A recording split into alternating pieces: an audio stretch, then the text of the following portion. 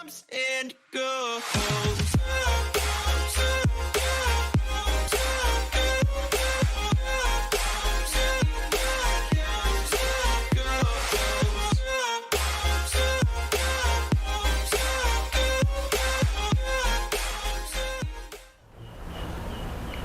Assalamualaikum warahmatullahi wabarakatuh. Waalaikumsalam warahmatullahi wabarakatuh. Sebelumnya selamat datang kepada beliau, Bapak Gotang Wiyadi. Siap, Mas. Biasa dipanggil siapa, Pak? Boleh Gotang, boleh Wiyadi. Nderek aku pokoknya. Oke. Nah, sebelumnya perkenalkan, nama saya Theo. Saya di sini wajah baru atau anggota baru dari iFrame. Jadi mungkin dari sobat-sobat Inspira Frame juga belum mengenal saya Theo seperti itu. Oke. Bapak Gotang Wiyadi ini adalah seorang aktivis dan seorang pengusaha. Amin. Matur nuwun lho, Mas. Kayak predikat sing apik banget aku. Oke. Nah, sebelumnya kita flashback ya, Pak. Ya. Kembali ke masa Bapak Gotang ini masih berkuliah. Oke. Nah, Pak Gotang ini kuliah di UIN, Mas. UIN Sunan Kalijaga. Yang sekarang dulu IAIN pas zaman saya, sekarang jadi UIN Sunan Kalijaga. Ya, yang di Jalan Solo itu. Oh iya. Di UIN itu Bapak mengambil jurusan? Saya fakultasnya Syariah, jurusannya perbandingan mazhab dan hukum. Medeni to, Mas. Ra nyambung karo kuliah. Oh iya, Pak. Iya. Nah, ketika Bapak menjadi mahasiswa itu dari background-nya itu seperti apa, Pak? Ataukah Bapak sudah mengikuti atau menjadi aktivis atau sudah bergelut dalam bidang tertentu, itu seperti apa, Pak? Bisa diceritakan? Dulu zaman saya kan zaman reformasi. Jadi pada waktu itu kegiatan mahasiswa itu hanya ada satu, demonstran. Dan saya secara bangga menyebut diri saya sendiri, saya juga ex-demonstran lah. Dan sempat berbuat banyak, karena pada waktu itu sempat mogok makan sampai 7 hari saya. Saya ketua Korkom IMM UIN, saya sempat ketua cabang IMM Sleman, dan sempat sebelum Soeharto turun, itu saya menjabat ketua Dewan Pimpinan Daerah IMM DIY. Sekaligus juga saya ketua Aliansi Rakyat Mahasiswa Indonesia, ARMI, juga ketuanya saya. Jadi kegiatannya hanya demonstrasi pada waktu itu. Karena euforianya adalah euforia menurunkan Soeharto pada waktu itu, reformasi 98 itu, Mas Theo. Oh iya, Pak. Ya. Nah, dari yang Bapak Gotang tadi sudah sampaikan, berarti itu dipenuhi dengan IMM. IMM itu bagi sobat Inspira Frame yang belum mengetahui, mungkin Ikatan Mahasiswa Muhammadiyah. Iya, gitu ya, Pak. salah satu ortom di Persyarikatan Muhammadiyah. Nah, ketika Bapak menjadi aktivis itu, biasanya kegiatan selain demonstrasi yang tadi sudah Bapak jelaskan itu, biasanya kegiatannya seperti apa, Pak? Pada waktu itu, tradisi anak-anak mahasiswa itu hanya ada 3, Mas. Nomor 1 itu demo. Nomor 2 nulis, nomor 3 baca. Jadi pada waktu itu, ya kerjaan kita kalau tidak ada diskusi, tidak ada demonstrasi, ya nulis. Nulis di Suara Muhammadiyah, nulis di Kedaulatan Rakyat, dan nulis di koran-koran atau majalah-majalah yang pada waktu itu masih ramai. Hanya itu kegiatannya. Nah, sekarang kembali mundur lagi, Pak. Ya, nah, siap. Apa yang membuat Pak Gotang pada saat menjadi mahasiswa ingin menjadi aktivis? Itu didorong oleh keinginan apa? Jadi gini, belajar membaca, akhirnya itu ketemu dengan teori-teori, dengan wacana-wacana yang membuat dialektika antara isi otak kita ini sama isi lapangan Indonesia ini kan ketemu. Katanya penuh korupsi, katanya bupatinya mangan duitnya rakyat, katanya ini, katanya itu. Ini akhirnya mikir, apa yang kita pelajari, apa yang kita baca itu akhirnya ditubrukkan ke realitas Indonesia itu apakah iya seperti itu. Nah, makanya kemudian muncul kesadaran diri. Waduh, iya ya, masa kalau betul negara ini penuh dengan kesewenang-wenangan, anak-anak mahasiswa ditembakin, petani-petani disusahkan hidupnya, dimarginalkan nasib takdir kehidupan mereka, nelayan nggak dapat akses, kemudian teman-teman kaki lima, teman-teman kaum miskin kota, semuanya serba terpuruk. Masa kita mau diam saja? Nah, kemudian timbul basis kesadaran untuk memberontak pada waktu itu. Nah, itu yang muncul kemudian. Kenapa ada panggilan kuat kalau tidak bergabung dengan teman-teman yang lain untuk menyuarakan hal yang tidak benar ini, kok rasanya nggak sempurna jadi mahasiswa. Nah, makanya kemudian muncul basis kesadaran ideologis, tumbuh jadi pilihan pikiran. Yang ketiga adalah tumbuh jadi pilihan keaktivisan atau praktek-praktek bergerak bersama teman-teman yang lain untuk menghimpun kekuatan melawan kemunkaran. Itulah bahasa kerennya kurang lebihnya. Oke. Ngono kali Mas Theo. Siap Pak. Berarti kalau dapat disimpulkan Ya. sebenarnya itu masih satu jalur ya Pak dengan jurusan yang Bapak ambil. Betul, betul Karena ya. Bapak mempelajari sebuah teori Ya. dan ternyata di lapangan tidak sesuai. Ya, betul. Terus ada keinginan untuk melakukan sebuah Iya, perubahan betul. sebagai mahasiswa. Seperti itu. Wis pas kesimpulan sampean gue. Sederhananya seperti itu. Nah, selanjutnya ke masa sekarang. Oke. Nah, Bapak pada saat ini itu berprofesi sebagai apa, melakukan kegiatan apa, atau masih aktif sebagai seorang yang bagaimana? Saya ini sebetulnya kalau boleh menyebut diri saya sekarang ya, sebulan yang lalu ini, saya pengennya disebut sebagai YouTuber, Mas. Dodo ini. Karena berhasil wawancara dengan Pak Busromo Kodas itu kemarin. Satu-satunya orang yang susah untuk diajak ngobrol bareng terus kemudian dipublikasi gitu. Nah, semenjak berhasil sama beliau itu saya pengen, wah aku pengen disebut sebagai YouTuber aja lah. Tapi sebetulnya Mas, keseharian saya itu hobinya itu adalah mengolah dan mengutak-atik peluang. Saya nggak bisa kayak yang memiliki iFrame ini, Mas Fani ya, posisi sampean ya. Ngomong-ngomong dia ya. Aku pengen meguru aku. Saya nggak bisa. Jadi kegagalan saya merumuskan diri saya itu tidak bisa bertahan pada satu tantangan. Saya ini kalau nggak di backup oleh orang yang tim di bawah menggerakkan ide sama gagasan saya, pasti hancur semua. Saya ketepaan itu suka tantangan-tantangan yang selalu pengen baru. Nah, tantangan itu kebetulan namanya zona entrepreneur, zona bisnis. Nah, sebelum saya jadi YouTuber, tok-toknya gimana? Saya sempat belajar tentang beberapa hal entrepreneur yang bergerak di bidang satu perdagangan electrical. Saya dulu punya CV Adi Teknik Wirakarya, itu bergerak di suplai electrical lampu-lampu interioran hotel itu. Sempat berjalan hampir 5 tahun dan membuat saya sempat punya uang banyak juga, tapi karena nggak didukung oleh backup manajemen yang bagus di sisi SDM, CV itu sekarang tutup, gulung tikar. Kemudian saya sempat punya toko besi Aksara Baja, Solusi Rumah Holcim, coba. Beli tempatnya 750 juta. Beli dagangannya hampir 2M. Beli Solusi Rumah Holcimnya sebagai brand pada waktu itu 150 juta. Tidak nyampe 2 tahun bangkrut dan gulung tikar itu. Usaha itu. Saya pernah punya garpu tala motor, jual beli motor sport itu juga bangkrut. Saya pernah punya jual beli kulkas AC mesin cuci di Jalan Imogiri Barat, selatannya Pasar Teror sebelum perempatan Wojo itu juga bangkrut. Saya juga pernah punya Nabura Fashion, itu juga bangkrut.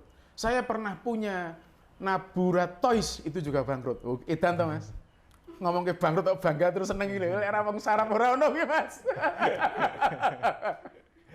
Tapi di ujung waktu saya akhirnya menemukan jalan. Nah, jalannya ada tiga rumpun usaha itu yang saya anggap sampai saat ini itu keren. Satu adalah properti, 2 kolam renang, dan yang ketiga adalah jual beli alat-alat olahraga, fitness ya, khususnya fitness. 3 itu yang sampai sekarang masih ada. Nah, kalau mau boleh disebut ini jadi pengusaha ya, boleh lah, nggak apa-apa. Jadi masih ada runtutan itu. Nah, saya mau bilang bahwa saya tidak bisa atau gagal mendetailkan ilmu-ilmu yang harusnya dimiliki kayak Mas Fani itu. Saya tidak bisa, Mas. Jadi kolam renang, Ya memang saya punya kolam renang, tetapi kalau ditanya detail keseluruhan ilmunya itu saya nggak tahu. Properti juga sama. Saya nggak bisa gambar, saya nggak bisa menghitung ini biayanya berapa kalau bangun ini, saya nggak bisa. Wes aku pokoknya duwe modal iki, terus saya punya orang kepercayaan, terus sak ini kulake rumah terus dijual, terus pokoknya untung. Nah, kelemahannya di situ, dan kelemahan yang kedua saya nggak bisa nata tim. Gagal di situ. Tapi ibaratnya passive income ini semua udah jalan menjadi passive income buat saya. Karena saya punya beberapa kontrakan ruko, punya beberapa rumah yang saya kontrakan juga, jadi ada passive income di situ.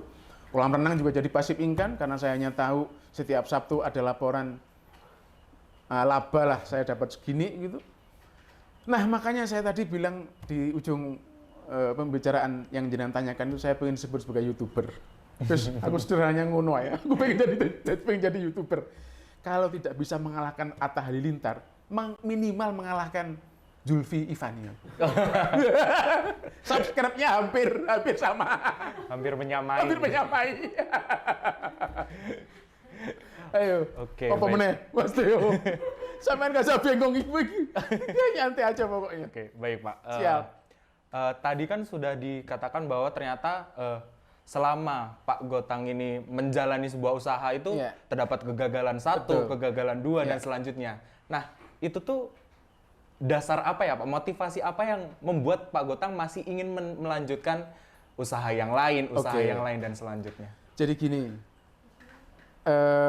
kalau saya merumuskan orang yang mau memulai usaha, saya selalu bilang gini ke teman-teman itu, aduh, Masya Allah, selalu bilang gini, ada pepatah mengatakan, siapa orang yang mengelola perut bumi, dia yang akan menentukan wajah atasnya. Ini gila Mas Theo. Ini kalau kamu, saya bilangin pepatah ini kok kamu nggak terenyuh, kamu nggak merinding, kamu nggak bertobat untuk digaji orang lain dan mau menggaji dirimu sendiri, sarap kali otak kamu itu. Saya ulangi lagi ya. Siapa orang yang mengelola perut bumi, dia yang menentukan wajah atasnya. Indonesia yang menentukan wajah atasnya itu 1, Prabowo. Itu orang yang mengelola perut bumi. 2 adalah Airlangga Hartarto, Ketua Golkar. Itu mengelola perut bumi. 3, katakan Haritanu yang punya Perindo itu juga mengelola perut bumi. Terus kamu mau ngomong siapa lagi? P3. Siapa lagi? PAN, Zulkifli. Sama.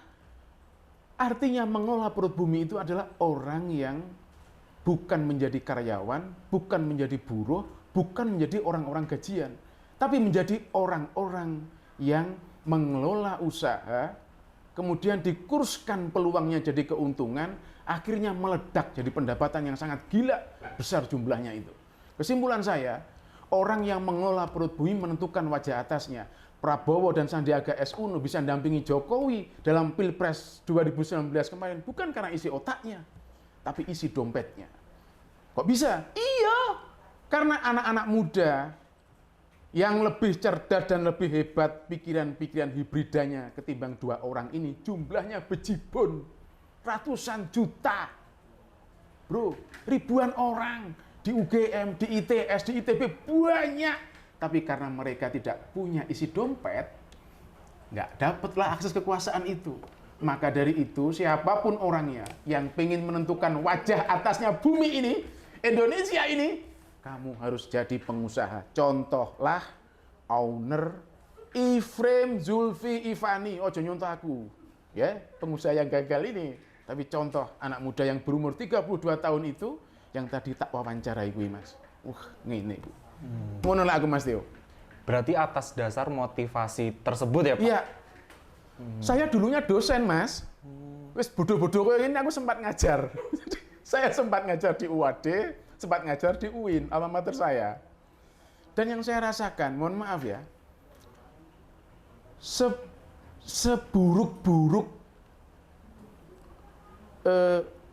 seburuk-buruk tradisi hidup seseorang, itu adalah tradisi yang tidak memerdekakan dirinya sendiri.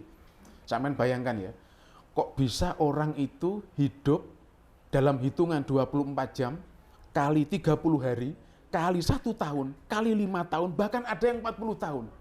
hidup tanpa sebuah kemerdekaan. Bangun jam 6, wadus, sepatuan, berangkat, weng, pulang jam 4, weng, weng, weng, weng, weng, weng, gitu ya.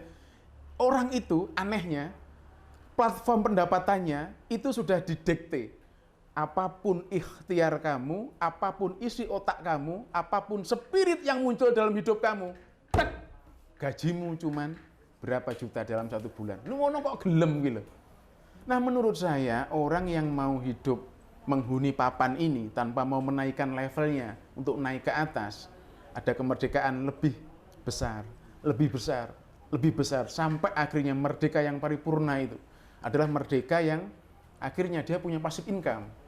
Uangnya bekerja untuk dia, dan dia menisbatkan diri menjadi pekerja-pekerja kemanusiaan, pekerja-pekerja dakwah, pekerja-pekerja sosial, dan semua eskalasi pergerakan orang-orang yang punya karakter membunuh jalan neraka, menghidupkan jalan surga. Nah, bahasa saya seperti itu. Amin, Allahumma amin. Mudah-mudahan kita berdua ini bagian dari itu, Mas. Amin ya Allah. Oke, Mas Theo. Nah, lanjut Pak. Tadi kan dikatakan bahwa mahasiswa Ya, banyak yang pandai tapi kurang memiliki fasilitas gitu. oke, ya. Untuk mewujudkan hal-hal seperti yang sudah Pak. Idealisnya Ya. itu, ya. Nah, lalu langkah awal bagi seorang mahasiswa Pak untuk memulai, kalau dari sisi sudut pandang Pak Gotang itu sebaiknya seperti apa? Kalau saya pilihannya ada 6 memulainya itu. Yang pertama dari yang paling gratis. Bangunlah mimpimu tatkala kamu bangun tidur, bukan menjelang tidur. Artinya apa? Artinya bangun tidur pagi ini secepat mungkin, maka raihlah alat untuk mewujudkan biar mimpimu itu tercapai. Bangun mimpi, itu yang pertama. Yang kedua, miliki mental tempur dan serdadu darah juang yang luar biasa. Power struggle-nya itu loh. Untuk mewujudkan impian itu bisa tercapai, itu harus gila dan on fire-nya itu 24 jam.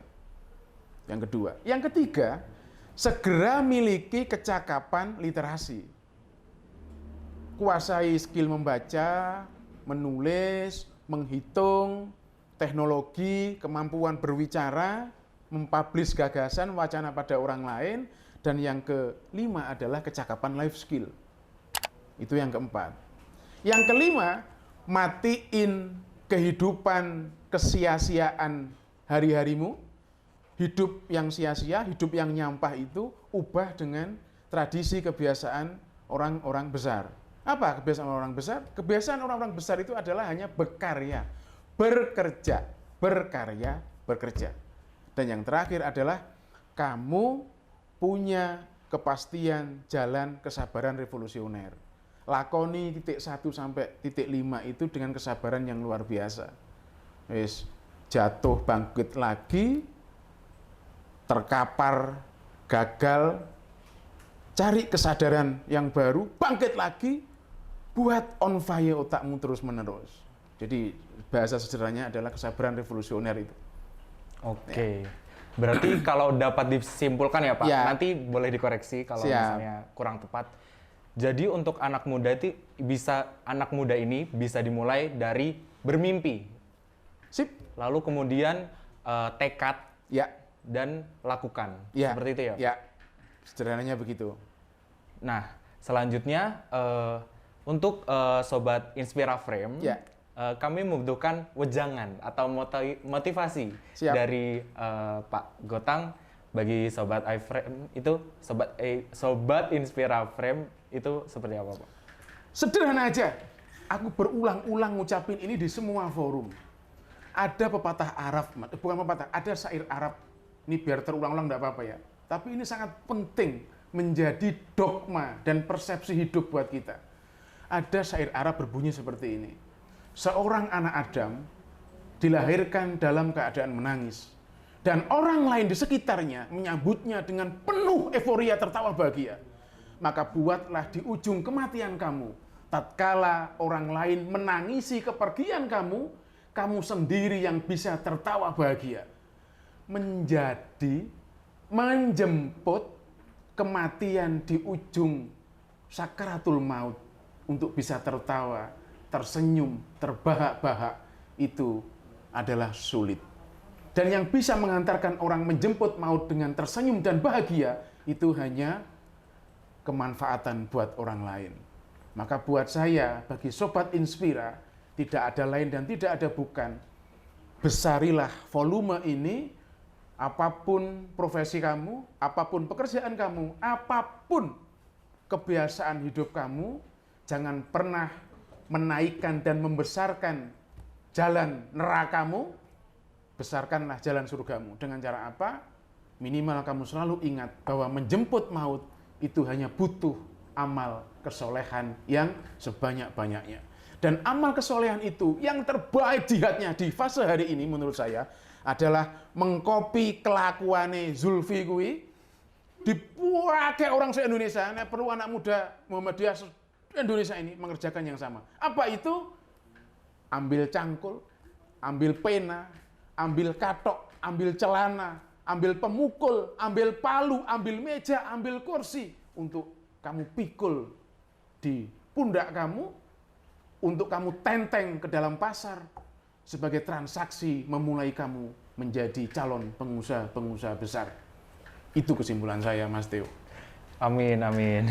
Terima kasih kepada Pak Gotang Sama-sama, atas wejangannya Mas yang Theo. tentunya sangat bersemangat, berapi-api dan kami Itu bermasalah, Mas. iya. Kami juga berharap Sobat Inspira juga sangat terinspirasi tentunya dan bisa Amin. mulai menjalankan atau melakukan dengan tekad yang bulat dan dengan semangat yang sangat membara.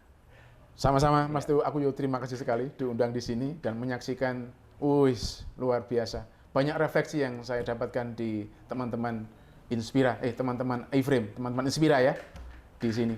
Nah, mudah-mudahan lain kali engkau gantian Zulfi, tak culik, tak bawa ke studioku. Tak gantian tak jotosi. Tas dulu, Mas. Oke, Pak. Matur Terima nuwun. kasih. Siap. Assalamualaikum warahmatullahi wabarakatuh. Waalaikumsalam warahmatullahi wabarakatuh.